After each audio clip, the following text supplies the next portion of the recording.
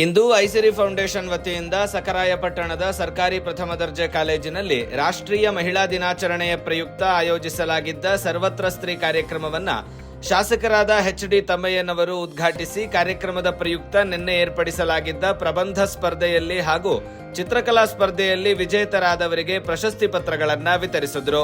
ಕಾರ್ಯಕ್ರಮವನ್ನು ಉದ್ಘಾಟಿಸಿದ ನಂತರ ಮಾತನಾಡಿದ ಅವರು 12ನೇ ಶತಮಾನದ ಜಗಜ್ಯೋತಿ ಬಸವಣ್ಣನವರ ಸಮಸಮಾಜದ ಕಲ್ಪನೆಯಲ್ಲಿ ಉಳ್ಳವರು, ದಲಿತರು, ಪುರುಷರು, ಸ್ತ್ರೀಯರು ಎಲ್ಲರೂ ಸಮಾನರು. ಸಮಾಜದಲ್ಲಿ ಪುರುಷರಿಗಿರುವಷ್ಟೇ ಪ್ರಾಧಾನ್ಯತೆ, ಸ್ವಾತಂತ್ರ್ಯ ಸ್ತ್ರೀಯರಿಗೂ ಇರಬೇಕು ಎಂದರು. ಮತ್ತು ಈ ನಿಟ್ಟಿನಲ್ಲಿ ಐಸಿರಿ ಫೌಂಡೇಶನ್ ಉತ್ತಮವಾದ ಕೆಲಸ ಮಾಡುತ್ತಿದೆ ಎಂದು ಶ್ಲಾಘಿಸಿದರು. ಐಸಿರಿ ಫೌಂಡೇಶನ್ ಚಿಕ್ಕಮಗಳೂರು ಮತ್ತೆ ನಮ್ಮ ಸರ್ಕಾರಿ ಕಾಲೇಜು ಮಹಿಳಾ ಮತ್ತೆ ಪುರುಷರ ಕಾಲೇಜು ನಗರಪಟ್ಟಣದ ವತಿಯಿಂದ ಸಂಯುಕ್ತ ಆಶ್ರಯದಲ್ಲಿ ರಾಷ್ಟ್ರೀಯ ಮಹಿಳಾ ದಿನದ ಅಂಗವಾಗಿ ಸರ್ವತ್ರ ಶ್ರೀ ಕಾರ್ಯಕ್ರಮವನ್ನು ಹಮ್ಮಿಕೊಂಡಿದ್ದು, ಈ ಕಾರ್ಯಕ್ರಮದ ಅಧ್ಯಕ್ಷತೆಯನ್ನು ವಹಿಸಿರ್ತಕ್ಕಂಥ ಕಾಲೇಜಿನ ಪ್ರಾಂಶುಪಾಲರಾಗಿರ್ತಕ್ಕಂಥ ಆತ್ಮೀಯರಾದ ಲೀಲಾವತಿ ಅವರೇ, ಅದೇ ರೀತಿ ಈ ಕಾರ್ಯಕ್ರಮದಲ್ಲಿ ವಿಶೇಷ ಉಪನ್ಯಾಸವನ್ನು ನೀಡಲು ಆಗಮಿಸಿರ್ತಕ್ಕಂಥ ಆತ್ಮೀಯರು, ಮಹಿಳಾ ಘಟಕ ಕನ್ನಡ ಸೇನೆಯ ಜಿಲ್ಲಾಧ್ಯಕ್ಷರಾದ ಚೈತ್ರ ಗೌಡರವರೇ, ಈ ಕಾರ್ಯಕ್ರಮದಲ್ಲಿ ಪ್ರಾಸ್ತಾವಿಕವಾಗಿ ಮಾತನಾಡಲು ಆಗಮಿಸಿರ್ತಕ್ಕಂಥ ಐಸಿರಿ ಫೌಂಡೇಶನ್ ಅಧ್ಯಕ್ಷರಾದ ರೋಹನ್ ಭಾರ್ಗವ್ ಇತುರಿಯರೇ, ಕಾಲೇಜಿನ ಎಲ್ಲ ಉಪನ್ಯಾಸಕರೇ, ಇಲ್ಲಿ ಆಗಮಿಸಿರ್ತಕ್ಕಂಥ ನಮ್ಮ ಮುಖಂಡರಾಗಿರ್ತಕ್ಕಂಥ ನವೀನ್ ನಿತಿನ್ ಮನೆಯವರೇ, ರಾಜಪ್ಪನವರೇ, ಮತ್ತೆ ಪತ್ರಿಕಾ ಸ್ನೇಹಿತರೆ, ಎಲ್ಲಕ್ಕಿಂತ ಈ ಕಾರ್ಯಕ್ರಮ ಯಶಸ್ವಿ ಆಗಲಿಕ್ಕೆ ಭಾಗವಹಿಸಿರ್ತಕ್ಕಂಥ ಕಾಲೇಜಿನ ಎಲ್ಲ ನನ್ನ ಪ್ರೀತಿಯ ವಿದ್ಯಾರ್ಥಿನಿಯರೇ, ಪತ್ರಿಕಾ ಮಿತ್ರರೇ, ಈ ಪ್ರತಿಯೊಂದು ವರ್ಷ ಫೆಬ್ರವರಿ 13ನೇ ತಾರೀಕು ಸರ್ವತ್ರ ಸ್ತ್ರೀ ಅಂತೇಳಿ ದಿನಾಂಕವನ್ನ ಅವತ್ತು ಶ್ರೀಮತಿ ಸರೋಜಿನಿ ನಾಯ್ಡುರವರ ಹೆಸರಿನಲ್ಲಿ ಈ ಒಂದು ಆಚರಣೆಯನ್ನ ಮಾಡೋದು ಬಹಳ ಪದ್ಧತಿ. ಅದನ್ನ ಇವತ್ತು ಐಸಿರಿ ಫೌಂಡೇಶನ್ ನಮ್ಮ ಕಡೂರು ಕ್ಷೇತ್ರದ ಈ ಒಂದು ಡಿಗ್ರಿ ಕಾಲೇಜಿನಲ್ಲಿ ಮಾಡಿದ್ದಕ್ಕೆ ನಾನು ಐಸಿರಿ ಫೌಂಡೇಶನ್ ಮತ್ತೆ ನಮ್ಮ ಕಾಲೇಜಿನ ಪ್ರಾಂಶುಪಾಲರಿಗೆ ನಾನು ಮೊದಲು ಅಭಿನಂದನೆಗಳನ್ನ ಸಲ್ಲಿಸಲಿಕ್ಕೆ ಬಯಸ್ತಾ ಇದ್ದೇನೆ. ಇನ್ನು ಶ್ರೀಮತಿ ಸರೋಜಿನಿ ನಾಯ್ಡು ಅವರ ಬಗ್ಗೆ ನೀವೆಲ್ಲ ಬಹಳ ತಿಳ್ಕೊಂಡಿದ್ದೀರಿ. ಸರೋಜಿನಿ ನಾಯ್ಡು ಅವರಿಗೆ ಒಂದು ಪ್ರಶಸ್ತಿಯನ್ನ ಬಹಳ ಹಿಂದೆನೆ ಕೊಟ್ಟಿದ್ದಾರೆ, ಭಾರತದ ಕೋಗಿಲೆ ಅಂತೇಳಿ. ಅದು ನೈಟಿಂಗೇಲ್ ಆಫ್ ಇಂಡಿಯಾ ಅಂತೇಳಿ ಭಾರತದ ಕೋಗಿಲೆ ಅನ್ನೋ ಒಂದು ಬಿರುದನ್ನ ಶ್ರೀಮತಿ ಸರೋಜಿನಿ ನಾಯ್ಡು ಅವರಿಗೆ ಕೊಟ್ಟಿದ್ದಾರೆ. ಅವರು ಬಹಳ ಬೇಗ ವಿದ್ಯಾಭ್ಯಾಸವನ್ನ ನಮ್ಮ ಏನು 12ನೇ ವಯಸ್ಸಿನಲ್ಲೇ ಮೆಟ್ರಿಕ್ಯುಲೇಷನ್ ಪರೀಕ್ಷೆಯಲ್ಲಿ ಪಾಸ್ ಆದ ನಂತರ ಅವರು ವಿದೇಶದಲ್ಲಿ ಲಂಡನ್ನಲ್ಲಿ ವಿದ್ಯಾಭ್ಯಾಸವನ್ನು ಮಾಡ್ತಾರೆ. ಅವರ ಕುಟುಂಬ ಆರ್ಥಿಕವಾಗಿ ಚೆನ್ನಾಗಿರ್ತದೆ.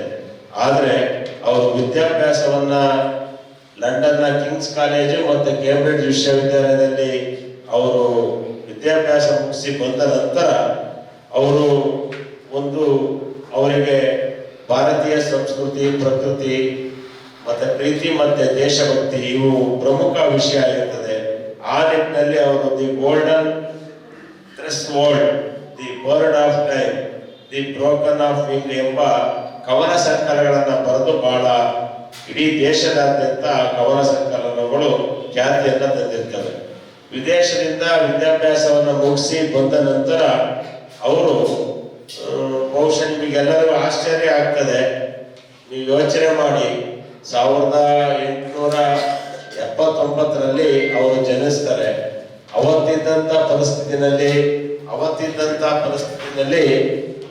ಅಂತರ್ಜಾತಿ ವಿವಾಹ ಅಂದ್ರೆ ಮಹಾಪರಾಧ ಅಂತ ಇತ್ತು. ಅಂತ ಸಂದರ್ಭದಲ್ಲಿ ಅವರು ಅಂತರ್ಜಾತಿ ವಿವಾಹವನ್ನ ಡಾಕ್ಟರ್ ಗೋವಿಂದರಾಜ್ ಅವರ ಜೊತೆ ಅವರ ವಿವಾಹ ಆಗ್ತದೆ. ವಿವಾಹವಾದ ನಂತರನೂ ಸಹ ಅವರು ತಮ್ಮ ಸಾಮಾಜಿಕ ಚಟುವಟಿಕೆಗಳನ್ನ ಬಿಡಲ್ಲ. ಅವತ್ತು ಸ್ವಾತಂತ್ರ್ಯ ಹೋರಾಟ ಮಾಡ್ತಕ್ಕಂಥ ಮಹಾತ್ಮ ಗಾಂಧೀಜಿ, ನೆಹರು ಅವರ ಪ್ರಭಾವಕ್ಕೆ ಒಳಗಾಗಿ ಏನು ಅವತ್ತು ಕಾಂಗ್ರೆಸ್ ಹುಟ್ಟಿದ್ದು ಕೇವಲ ರಾಜಕೀಯಕ್ಕಲ್ಲ, ಅವತ್ತು ಹುಟ್ಟಿದ್ದು ಮಹಾತ್ಮ ಗಾಂಧೀಜಿ, ನೆಹರು ಅವರೆಲ್ಲ ಸೇರಿ ಕಾಂಗ್ರೆಸ್ ಹುಟ್ಟಾಕಿದ್ದು ಈ ದೇಶದ ಸ್ವಾತಂತ್ರ್ಯಕ್ಕಾಗಿ ಕಾಂಗ್ರೆಸ್ ಅನ್ನ ಹುಟ್ಟಾಕ್ತಾರೆ. ಅಂತ ಸಂದರ್ಭದಲ್ಲಿ ಅವರು ತಮ್ಮ ಸಾಹಿತ್ಯ, ಸಮಾಜ ಸೇವೆಗಳ ಕಾರ್ಯಗಳ ಜೊತೆ ಸ್ವಾತಂತ್ರ್ಯ ಹೋರಾಟಕ್ಕಾಗಿ ತುಗುಕ್ತಾರೆ. ಸ್ವಾತಂತ್ರ್ಯ ಹೋರಾಟಕ್ಕಾಗಿ ದುಡುಕಿದ ಸಂದರ್ಭದಲ್ಲಿ ಅವರಿಗೆ ಬಹಳ ಇಷ್ಟವಾಗಿದ್ದೇನು ಅಂದ್ರೆ ಮಹಾತ್ಮ ಗಾಂಧಿ ಅವರ ಒಬ್ಬರ ಅನುಯಾಯಿ ಆದ್ರಿಂದ ಅಹಿಂಸಾ ತತ್ವ ಮತ್ತೆ ಸತ್ಯಾಗ್ರಹ ಚಳವಳಿಗಳಲ್ಲಿ ಭಾಗವಹಿಸ್ತಾರೆ. ಉಪ್ಪಿನ ಸತ್ಯಾಗ್ರಹದಲ್ಲೂ ಸಹ ಅವರು ಭಾಗವಹಿಸ್ತಾರೆ. ತದನಂತರದ ದಿನಗಳಲ್ಲಿ ಅವರು 1925ರಲ್ಲಿ ಶ್ರೀಮತಿ ಸರೋಜಿನಿ ನಾಯ್ಡು ಅವರು ಅಖಿಲ ಭಾರತ ಕಾಂಗ್ರೆಸ್ನ ಅಧ್ಯಕ್ಷರಾಗಿ ಸೇವೆಯನ್ನು ಸಲ್ಲಿಸಿ ಭಾರತ ಸ್ವಾತಂತ್ರ್ಯದ ಹೋರಾಟಗಳಲ್ಲಿ ಸಕ್ರಿಯವಾಗಿ ಪ್ರಾರಂಭವಾದ ನಂತರ 1947ನೇ ಇಸ್ವಿಯಲ್ಲಿ ನಮಗೆ ಸ್ವಾತಂತ್ರ್ಯ ಬರ್ತದೆ. ಸ್ವಾತಂತ್ರ್ಯ ಬಂದ ನಂತರ ಅವರಿಗೆ ಅವತ್ತಿದ್ದಂತ ಉತ್ತರ ಪ್ರದೇಶ, ಅಖಂಡ ಉತ್ತರ ಪ್ರದೇಶ, ಈಗ ಉತ್ತರ ಪ್ರದೇಶ 3 ರಾಜ್ಯಗಳಾಗಿದ್ದಾವೆ. ಅಖಂಡ ಉತ್ತರ ಪ್ರದೇಶದ ರಾಜ್ಯಪಾಲರ ನೇಮಕ ಆಗ್ತಾರೆ. ಇಡೀ ದೇಶದ ಪ್ರಥಮ ಮಹಿಳಾ ರಾಜ್ಯಪಾಲರಾಗ್ತಾರೆ. ಮಹಿಳಾ ರಾಜ್ಯಪಾಲರು ಹಾಗೆ ಉತ್ತಮ ಕಾರ್ಯ ನೀಡುವಂತೆ ವಯಸ್ಸಿನ ಸಹಜ ಇದರಲ್ಲಿ 1949ರಲ್ಲಿ ಅವರು ನಿಮ್ಮನ್ನೆಲ್ಲ ಬಿಟ್ಟು ಅಗಲಿದ್ರು ಸಹ ಅವರ ವಿಚಾರಧಾರೆಗಳು ಇವತ್ತಿಗೂ ನಿಮ್ಮ ಜೊತೆ ಇದಾವೆ. ಅವರು ಸ್ವಾತಂತ್ರ್ಯಕ್ಕಾಗಿ ಹೋರಾಟ ಮಾಡಿದ್ದನ್ನ ನಾವು ನೀವೆಲ್ಲರೂ ಬಹಳ ನೆನೆಯೋಣ ಅನ್ನೋ ಒಂದು ಮಾತನ್ನ ಈ ಸಂದರ್ಭದಲ್ಲಿ ಹೇಳ್ತಾ, ಒಂದು ಸಾರಾಂಶವಾಗಿ ಹೇಳ್ಬೇಕು ಅಂತ ಹೇಳಿದ್ರೆ, ಸರೋಜಿನಿ ನಾಯ್ಡು ಅವರು ಸಾಹಿತ್ಯ ಮತ್ತೆ ಸ್ವಾತಂತ್ರ್ಯ ಹೋರಾಟಕ್ಕೆ ಎರಡರಲ್ಲಿಯೂ ಮಹತ್ವದ ಕೊಡುಗೆ ನೀಡಿದಂತ ಒಂದು ಮಹಾನ್ ವ್ಯಕ್ತಿತ್ವ ಉಳ್ಳತಕ್ಕಂಥ ಪ್ರಥಮ ಮಹಿಳೆ ನಮ್ಮ ದೇಶದ ಅಂತೇಳಿ ಈ ಸಂದರ್ಭದಲ್ಲಿ ಹೇಳಲಿಕ್ಕೆ ಬಯಸ್ತೇನೆ. ಅವರೊಬ್ಬರು ಆದರ್ಶಪ್ರಾಯ ನಾಯಕಿಯಾಗಿ ಯುವಕರಿಗೆ ಯುವತಿಯರಿಗೆ ಪ್ರೇರಣೆಯಾಗಿದ್ದಾರೆ. ಭಾರತದ ಕೋಗಿಲೆ ಎಂದೆಂದಿಗೂ ಭಾರತೀಯರ ಹೃದಯಗಳಲ್ಲಿ ಮಧುರ ಸ್ವರವಾಗಿ ಇರಲಿ ಅನ್ನೋ ಒಂದು ಮಾತನ್ನು ಈ ಸಂದರ್ಭದಲ್ಲಿ ಹೇಳಿ, ಐಸಿರಿ ಫೌಂಡೇಶನ್ ಹಲವಾರು ಕಾರ್ಯಕ್ರಮಗಳನ್ನ ಕಾಲೇಜು ವಿದ್ಯಾರ್ಥಿನಿಯರು ರೈತರುಗಳ ಜೊತೆ ಮಾಡ್ತಾ ಇದೆ. ಈಗಾಗಲೇ ಕಳಸಾಪುರದಲ್ಲಿ ರೈತ ದಿನಾಚರಣೆಯನ್ನ, ಕೃಷಿಕರ ದಿನಾಚರಣೆಯನ್ನ ಅಲ್ಲಿ ಸುತ್ತಮುತ್ತಲಿನ ಎಲ್ಲ ಗ್ರಾಮದ ಜನರನ್ನು ಸೇರಿಸಿ ರೈತ ದಿನಾಚರಣೆಯನ್ನ ಮಾಡಿದ್ದಾರೆ.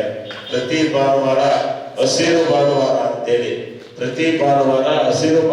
ಅಂತೇಳಿ ನಮ್ಮ ಕ್ಷೇತ್ರದ, ನಮ್ಮ ಚಿಕ್ಕಮಗಳೂರಿನ ಯಾವುದಾದ್ರೂ ಒಂದು ಗ್ರಾಮಕ್ಕೆ ತೆರಳಿ ಒಂದು ಅವರ ಕುಟುಂಬದವರ ಜೊತೆ ಸೇರಿ ಒಂದು ಚಿಕ್ಕ ಕಾರ್ಯಕ್ರಮವನ್ನು ಮಾಡಿ ಗಿಡ ನೆಡುವ ಕಾರ್ಯಕ್ರಮವನ್ನು ಮಾಡ್ತಾ ಇದ್ದಾರೆ. ಹಾಗಾದ್ರೆ ಹಸಿರು ಕಾರ್ಯಕ್ರಮ ಯಾಕೆ ಮಾಡ್ತಾ ಇದ್ದಾರೆ? ಹಸಿರು ಕಾರ್ಯಕ್ರಮ, ನೀವು ಏನೇ ಸರ್ಕಾರ ಎಷ್ಟೇ ಆದೇಶ ಹೊರಡಿಸಿದ್ರು ಅಥವಾ ಅರಣ್ಯ ಇಲಾಖೆ ಎಷ್ಟೇ ಸಸಿ ನೆಟ್ಟರು, ಅರಣ್ಯ ಇಲಾಖೆ ಸಸಿ ನೆಡೋದು ಕೇವಲ ಔಪಚಾರಿಕವಾಗಿ ನೆಡ್ತಾರೆ, ಅವ್ರು ಯಾರು ನೀರು ಹಾಕಲ್ಲ.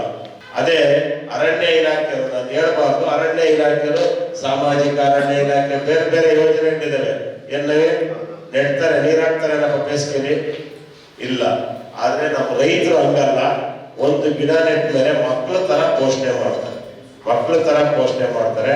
ಹಾಗಾಗಿ ಒಂದು ಉತ್ತಮ ಕಾರ್ಯವನ್ನ ಮನೆಗೊಂದು ಸಸಿನ ಅವ್ರು ನೆಟ್ರೆ ಕನಿಷ್ಠ ಒಂದು 10 ವರ್ಷ ಬಿಟ್ಟರೆ ಎಷ್ಟು ಮರಗಳಾಗ್ತವೆ. ಹಾಗಾಗಿ ವಿದ್ಯಾರ್ಥಿನಿಯರು ನೀವಿದ್ದೀರಿ, ನೀವು ನಿಮ್ಮಲ್ಲಿ ಕಳಕಳಿಯಿಂದ ಬೇಡ್ಕೊಳ್ತೇನೆ, ನಿಮ್ಮ ಹುಟ್ಟಿದ ಹಬ್ಬದ ದಿನ ನಿಮ್ಮ ಮನೆ ಹತ್ರ ಒಂದು ಗಿಡ ಆಗ್ತವೆ ಅನ್ನೋ ಒಂದು ಶಪಥನ ನೀವು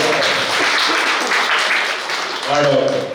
ಆಗ ನಿಮಗೆ ಅನಿಸ್ತಾ ಇರುತ್ತೇಳಿ, ನೀವು ಬೆಳೀತಾ ಇರ್ತೀರಿ. ನೀವು ಹುಟ್ಟಿದ ಹಬ್ಬ ಪ್ರತಿ ವರ್ಷ ಬರ್ತಾ ಇರುತ್ತೆ, ಬೆಳೀತಾ ಇರ್ತೀರಿ. ಮರ ನೋಡಿದಾಗ ಎಲ್ಲ ಅನಿಸ್ತದೆ, ನಾನು ಒಳ್ಳೆ ಚೆನ್ನಾಗಿ ದಷ್ಟಪುಷ್ಟ ಬೆಳೀತಾ ಇಲ್ಲ, ಮರ ಯಾಕೆ ಸೊರಗ್ತಾ ಇದೆಯಲ್ಲ, ಗಿಡ ಯಾಕೆ ಸೊರಗ್ತಾ ಇದೆಯಲ್ಲ ಅನ್ಸುತ್ತಾ ಇಲ್ವಾ?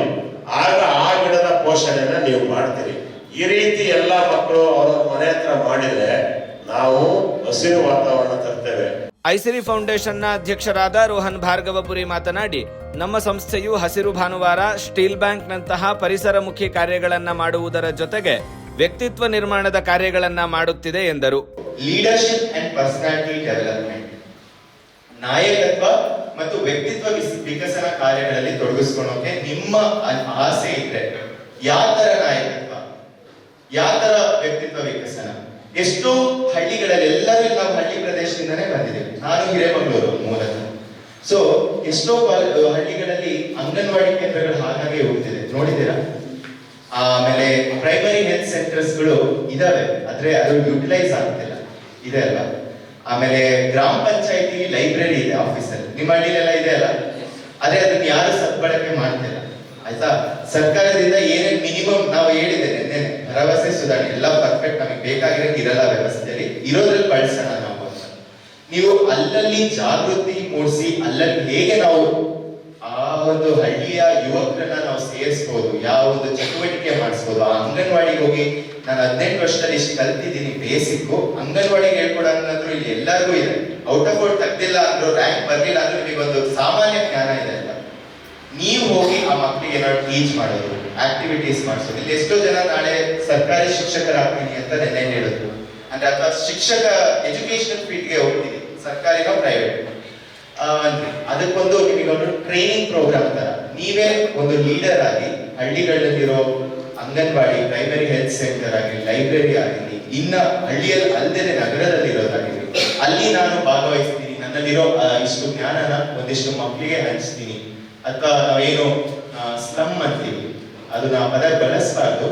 ಹಾಗಾಗಿ ಆ ಒಂದು ಡೌನ್ ಪ್ರಾಡಕ್ಟ್ ಸೆಕ್ಷನ್ ಇಲ್ಲಿ ಇರುತ್ತೆ. ನನ್ನಲ್ಲಿರೋ ಒಂದ್ ಗಂಟೆ, ವಾರದಲ್ಲಿ 1 ಗಂಟೆ, ತಿಂಗಳಲ್ಲಿ 3 ಗಂಟೆ ಹಿಂಗ್ ನಾನು ಕೊಡ್ತೀನಿ ಅನ್ನೋರಿಗೆ ಫಸ್ಟ್ ಬಾಕ್ಸ್ ಲೀಡರ್ಶಿಪ್ ಮತ್ತೆ ಪರ್ಸನಾಲಿಟಿ. ನೀವು ಇದನ್ನ ಮಾಡ್ಬೇಕಾದ್ರೆ ಏನಾಗುತ್ತೆ ಅಂದ್ರೆ, ನಿಮ್ಮ ಊರಲ್ಲಿ ನೀವೊಂದು ನಿಮಗೆ ಗೊತ್ತಾಗ್ತದೆ ನೀವೊಂದು ನಾಯಕರಾಗ್ತೀರ. ನಾಳೆ ನೀವು ಆ ನಾಯಕತ್ವನ ಇಟ್ಕೊಂಡು ನಿಮ್ಮ ಊರಿನ ವಾಯ್ಸ್ ಆಗ್ತೀರ ಆಯ್ತಾ. ಪ್ರಕಾಶ್ ಬೆಲ್ವಾಡಿ ಅವರು ಸಂದರ್ಶನ ಮಾಡಿದ್ದಾರೆ ನಮ್ಮ ಐಸಿರಿ ಟುಡೇಲಿ, ಒಂದು ಮೆಸೇಜ್ ಹೇಳಿದ್ದಾರೆ, ನೋಡ್ಬೋದು. ಮಾಧ್ಯಮವನ್ನ ಸದುಪಯೋಗ ಪಡಿಸ್ಕೊಳ್ಳೋಣ. ಅವ್ರು ಹೇಳಿದ್ರು, ಇಲ್ಲಿ ಯುವಕರು ಆಕ್ಟಿವ್ ಆಗಿದ್ರೆ ನಾವು ಹೊರಗಡೆ ಹೋದ್ರೆ ಇಲ್ಲಿ ಯುವಕರ ಸಂಖ್ಯೆ ಕಮ್ಮಿ ಆಗುತ್ತೆ, ಇಲ್ಲಿ ರೆಪ್ರೆಸೆಂಟೇಷನ್ ಕಮ್ಮಿ ಆಗುತ್ತೆ, ಇಲ್ಲಿ ಕೇಳೋರು ಮಾಡೋರು ಯಾರು ಇರಲ್ಲ. ಅರೆ ಇಲ್ಲಿರೋರೇ ಲೀಡರ್ಸ್ ಆಗಿ, ಇಲ್ಲಿರೋರೇ ಉದ್ಯಮಿಗಳಾಗಿ, ಇಲ್ಲಿರೋರೇ ರೈತರಾಗ್ತಾರೆ, ಅಲ್ಲಿ ಸ್ಥಳೀಯವಾದ ಉದ್ಯೋಗ ಸೃಷ್ಟಿ ಆಗುತ್ತೆ, ಜೊತೆಗೆ ಇಲ್ಲಿ ನಾವು ಸಶಕ್ತರಾಗ್ತೀವಿ. ನೆಕ್ಸ್ಟ್ ಬಂದ್ಬಿಟ್ಟು ಪಬ್ಲಿಕ್ ಸ್ಪೀಕಿಂಗ್ ಅಂಡ್ ಆಂಕರಿಂಗ್. ಈಗ ನೋಡ್ತಾ ಇದ್ದೀರಾ ಇಲ್ಲಿ ನಿಮ್ಮ ಹೆಸರು ಸಂಜನಾ ಅಭಿ ಅವರು, ಇಬ್ರು ಈ ಕಾರ್ಯಕ್ರಮದ ಮೂಲಕ ತಮ್ಮ ಆಂಕರಿಂಗ್ ಸ್ಕಿಲ್ಸ್ ಮತ್ತೆ ಪಬ್ಲಿಕ್ ಸ್ಪೀಕಿಂಗ್ ಸ್ಕಿಲ್ಸ್ ಗೆ ಒಂದು ಟ್ರೈನಿಂಗ್ ಕೊಟ್ಟರು. ನಿನ್ನೆಯಿಂದ ತಯಾರಿ ಮಾಡಿದ್ದಾರೆ, ಇವತ್ತು ಮಾತಾಡಿದ್ರು. ಆ ತರ ಸ್ಕಿಲ್ಸ್ ನಾನು ಈ ತರ ಜರ್ನಲಿಸಮ್, ಆಂಕರಿಂಗ್ ಕಾರ್ಯಕ್ರಮಗಳು ಬಂದು ನಾನು ಶೈನ್ ಆಗ್ಬೇಕು, ನಮ್ಮ ಫೋರ್ ಫ್ರಂಟ್ ಲೈನಿಗೆ ಬರಕ್ಕೆ ಒಂದು ಪ್ಲಾಟ್ಫಾರ್ಮ್ ಬೇಕು ಅಂದ್ರೆ ನಮ್ದು ಅನೇಕ ಕಾರ್ಯಕ್ರಮಗಳು ನಡೀತಾ ಇರುತ್ತೆ. ಅಲ್ಲಿ ನಾವು ಆಂಕರಿಂಗ್, ಪಬ್ಲಿಕ್ ಸ್ಪೀಕಿಂಗ್ ಗೆ ಜೋಡಿಸ್ಕೊಂತೀವಿ. ನೀವೇ ಹೊರಗಡೆನೆ ಬರ್ಬೇಕಂತ ಇಲ್ಲ, ನಮ್ಮ ಕಾರ್ಯಕ್ರಮ ಇಲ್ಲೇ ಸುತ್ತಮುತ್ತನೇ ನಡೀತಾ ಇದೆ, ಅವಾಗ ಜೋಡಿಸ್ಕೊಂತೀವಿ ಅಂದ್ರು. ಥರ್ಡ್ ಬಂದ್ಬಿಟ್ಟು ಮೀಡಿಯಾ ಕಂಟೆಂಟ್ ಕ್ರಿಯೇಷನ್ ಮತ್ತೆ ಸೋಷಿಯಲ್ ಮೀಡಿಯಾ. ಎಷ್ಟೋ ಜನಕ್ಕೆ ರೀಲ್ಸ್ ಅಲ್ಲಿ ಇನ್ಫಾರ್ಮೇಶನ್ ಕೊಡ್ಬೇಕು, ಒಳ್ಳೆ ಉದ್ದೇಶಗಳನ್ನು ಕಲಿಸಬೇಕು ಅಂತ ಇರುತ್ತೆ. ಹಾಗಾಗಿ ಐಸಿರಿ ಟುಡೇ ವಾಯ್ಸ್ ಆಫ್ ಡೆಮೋಕ್ರಸಿ, ಜನರ ವಾಯ್ಸ್ ಆಗಿ ಸಾತ್ವಿಕ ವಿಚಾರಗಳಿಗೆ ನಿಮಗೆ ಮೀಡಿಯಾ ಮತ್ತೆ ಸೋಷಿಯಲ್ ಮೀಡಿಯಾದಲ್ಲಿ ಕಂಟೆಂಟ್ ಕ್ರಿಯೇಷನ್ ಐಡಿಯಾ ಇದ್ರೆ ಅದಕ್ಕೂ ನೀವು ನಮ್ಮ ಯುವ ಸಂಕಲ್ಪ ಕಚೇರಿಗೆ ಬಂದು ಒಂದು ಮೀಟಿಂಗ್ ಮಾಡಿ ನಿಮ್ಮ ಐಡಿಯಾಸ್ ನೀವು ಪ್ರೆಸೆಂಟ್ ಮಾಡ್ಬೋದು, ಸ್ಕ್ರಿಪ್ಟ್ ರೈಟಿಂಗ್ ಮಾಡ್ಬೋದು, ವಿಡಿಯೋಗ್ರಾಫಿ ಮಾಡ್ಬೋದು, ಆ ತರ ಇರುತ್ತೆ. ಓಕೆನಾ. Next science innovation experiment. ಇಲ್ಲಿ BSc ಅವರು ಇದ್ದಾರೆ ಮೇಡಮ್? ಇದ್ದಾರೆ ಇಲ್ವಾ? ಓಕೆ, ಅದನ್ನ ಎಕ್ಸೆಪ್ಷನ್ ಇಡೋಣ. Social service and community work. ಇಲ್ಲಿ ನೀವು ನೋಡ್ತಾ ಇರೋದು ನಮ್ದು ಅಷ್ಟು ಕಾರ್ಯಕ್ರಮಗಳು ಬ್ರೀಫ್ ಆಗಿ ಸಣ್ಣದಾಗಿ ಒಂದು ಇಂಟ್ರೊಡಕ್ಷನ್. ಯಾಕೆ ಈ ಸ್ಟ್ಯಾಂಡಿಂಗ್ ತಂದಿಟ್ವಿ ಅಂದ್ರೆ ಫೋಟೋ ವಿಡಿಯೋ ಮಾತ್ರ ಅಲ್ಲ, ಪ್ರಚಾರಕ್ಕೆ ಒಂದಕ್ಕೆ ಅಲ್ಲ, ಈ ತರದ ಸೋಷಿಯಲ್ ಆಕ್ಟಿವಿಟೀಸ್ ಗಳಲ್ಲಿ ನೀವು ಇನ್ವಾಲ್ವ್ ಆಗ್ಬೋದು. ಒಂದು ಹಸಿರು ಭಾನುವಾರ ನಮ್ಮ ಹಳ್ಳಿಲಿ ಆಯೋಜಿಸ್ತಾ ಇದ್ದೀರಾ, ನಾನು ಅದ್ರ ನೋಡ್ಕೊಂತೀನಣ್ಣ, ಅಲ್ಲಿ ಎಲ್ಲ ಜನ ಹೇಳಿ ಈ ಸಂದೇಶ ಮುಗಿಸ್ತೀನಣ್ಣ ಅನ್ನೋರು. ಎಷ್ಟು ಜನ ಒಂದೆರಡು ಜನ ಕೈ ಎತ್ಬೋದ? ನಾನು ಬರೀ ಮಾತಾಡ್ತಾನೆ ಇದ್ದೀನಿ. ಯಾವ ತರ ಈ ತರ ಉದಾಹರಣೆಗೆ ಹಸಿರು ಭಾನುವಾರ ನಮ್ಮ ಹಳ್ಳಿಲಿ ಮಾಡ್ತೀವಿ, ನಾನು ಅದ್ರ ನೇತೃತ್ವ ವಹಿಸ್ತೀನಿ, ಒಂದ್ ಮನೆ ನಾನು ಜವಾಬ್ದಾರಿ ತೆಗೆದುಕೊಳ್ತೀನಿ. ಯಾರು ಹಂಗ್ ಮಾಡ್ಬೋದಾ? ಒಂದ್ ಕೈ ಎತ್ತಿ ಅವ್ರಿಗೊಂದು ಅಪ್ಲಾಸ್ ಕೊಡಿ. ಐ ವಿಲ್ ಬಂದ್ಬಿಟ್ಟು ಸಕ್ಸಸ್ ಆಯ್ತು, ಒಬ್ರು ಬದಲಾವಣೆ, ತಳಮಟ್ಟದ ಒಂದು ಬದಲಾವಣೆ ಆದ್ರೂ ಬದಲಾವಣೆ. ನೆಕ್ಸ್ಟ್ ಎಂಟರ್ಪ್ರಿನರ್ಶಿಪ್ ಮತ್ತೆ ಬಿಸ್ನೆಸ್ ಸ್ಕಿಲ್. ಅಂದ್ರೆ ಬಿಸ್ನೆಸ್ ಇದ್ರಲ್ಲಿ ಏನಾದ್ರು ಮಾಡ್ಬೇಕು ಆದ್ರೆ ನನಗೆ ಇದ್ರ ಬಗ್ಗೆ ಸರಿಯಾದ ದಾರಿ ಗೊತ್ತಿಲ್ಲ ಅಂದ್ರೆ ವುಮೆನ್ ಆಗಿರ್ಲಿ ಮೆನ್ ಆಗಿರ್ಲಿ ನಾವು ಸ್ಥಳೀಯವಾದ ಉದ್ಯೋಗ ಸೃಷ್ಟಿ ಮಾಡುವಂತಹ ಕೆಲವು ಬಿಸ್ನೆಸ್ ಗಳಿಗೆ ನಿಮ್ಮ ಲಿಂಕ್ ಮಾಡ್ತೀವಿ.